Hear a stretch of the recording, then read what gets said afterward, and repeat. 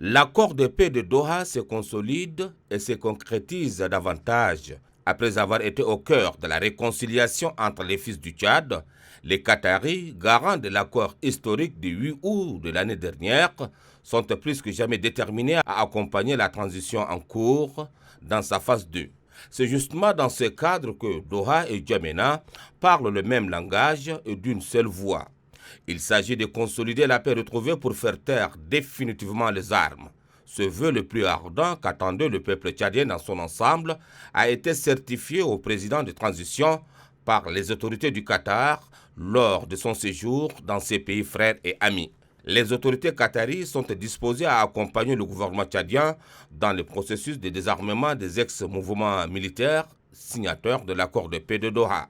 Cette bonne nouvelle confirme en un point douteux que la transition mise en place après les assises du dialogue national inclusif et souverain est en marche et ne souffre d'aucune ambiguïté. Dans le langage diplomatique, c'est ce que l'on appelle du solide, du sérieux et du vrai. En décidant de financer les opérations de désarmement des ex-mouvements militaires signataires de l'accord de paix de Doha, l'État du Qatar croit aux efforts consentis par les autorités de transition et en premier chef le président de transition, général Mohamed Idriss Déby Itno.